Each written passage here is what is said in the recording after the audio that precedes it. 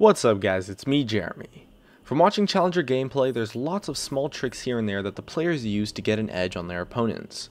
And since I'm not a Challenger player, I've brought in my man Panzer Dragon, Challenger jungler main, who helped me make this list of tips and tricks and will help me explain a few of them later in the video. So these tips are all coming from a Challenger player.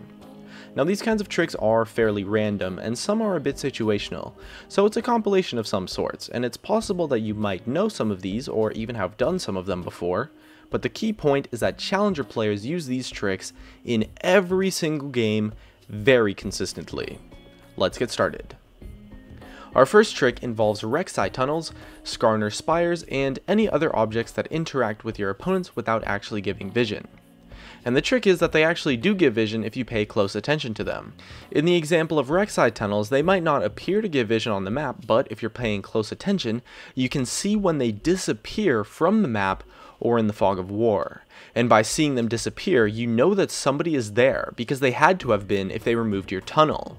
So for example, a high level Rek'Sai player can put some tunnels in the opponent's jungle, and then watch their minimap closely, and see when the tunnels get cleared, and when they do, they know that the enemy jungler is there, and they get some nice vision of their opponent. It's mostly applicable with Rek'Sai, but it also works with Skarner's spires, and a few other champions who have abilities that have a similar interaction. Alright, that's the first tip. Now let's pass it over to Panzer Dragon. Hey guys, I'm Panzer Dragon, and I'm glad to be back on this channel once more, and I'm just going to be going over a few things. So first up, supports in Challenger roam mid very specifically on their first back, or on feature backs, because after you back, the lane is usually pushed up into the enemy's tower, especially if you get a kill or you just push it up so you want it to bounce off. And then the enemy minion wave will grow into a huge wave for your AD carry to farm, but only after a bit of time. So you get a minute or so to go gank mid. Usually, they will try and go mid on their first recall and gank the mid laner, or if that doesn't work out, they can drop a ward somewhere along the river and get some ward coverage for the mid laner. Meanwhile, your AD carry doesn't have to do anything. All he has to do is not get caught and stand by his tower until the minion wave crashes into his tower, therefore getting him some experience points and CS. To make sure the AD carry doesn't get dived on, the support should already be done roaming mid and on his way back to the bottom lane when the creep wave gets pushed into the tower. The support should never do this when the enemy is doing a freeze and zoning off his AD carry, and if he's also someone like Soraka who can't really gank well. Alright, so next up we're going to be talking about fake movements. This is essentially where you manipulate the vision that your opponents have of you to make them think that you are going somewhere that you are not. The most common example of this is something like the jungler exiting a lane into one side of the jungle, but then walking around and heading towards the other side of the map. The enemies will see you headed in a certain direction when you exit their vision. But in the fog of war, you change directions completely and head to a different part of the map, but you're actually going in the complete opposite. This is usually easier with Evelynn since it doesn't take that much time and you can walk through the lane instead of taking the time to walk all the way around, but it's also possible with any other jungler, although you do have to remember that sometimes there may be wards on the map. Thus you might have wasted your time unless it's in the early game where people only have their trinkets. That's why this trick is much more successful with Evelynn, as there are tons of wards once people have finished their first recall.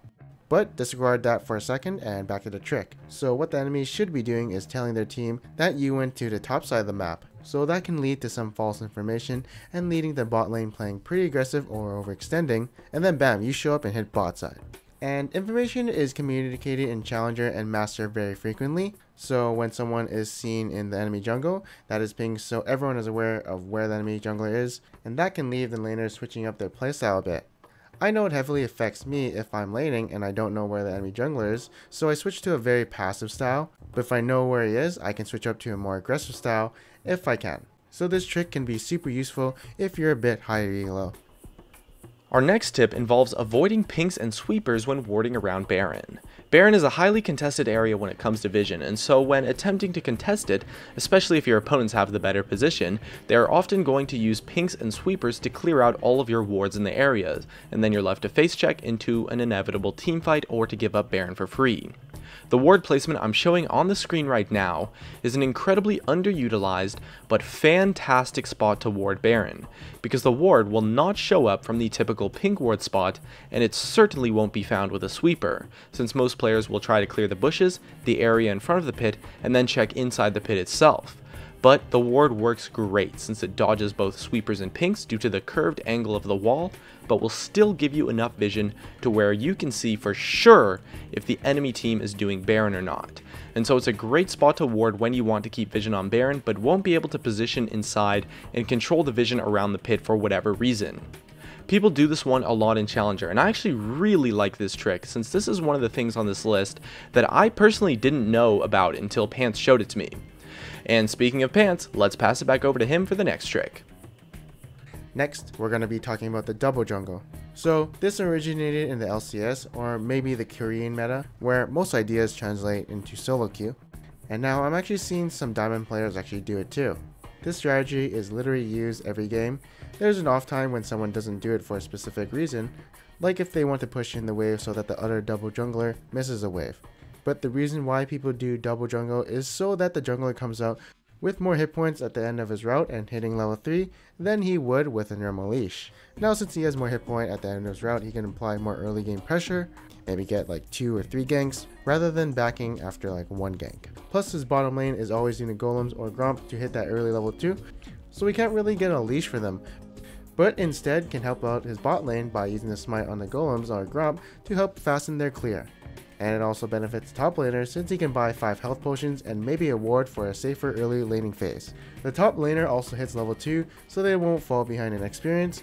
Either way, this strategy is used a lot in the majority of the games just because of how it makes the jungler's life easier as well as the top laners, and it's pretty simple. Just have the top laner tank the jungle camps since they can back and TP to lane while you share XP, and let the top laner get all the little small creeps so you get that plus 30 gold off the big minions while he get the smaller minions which give the same gold value if you were to kill them too.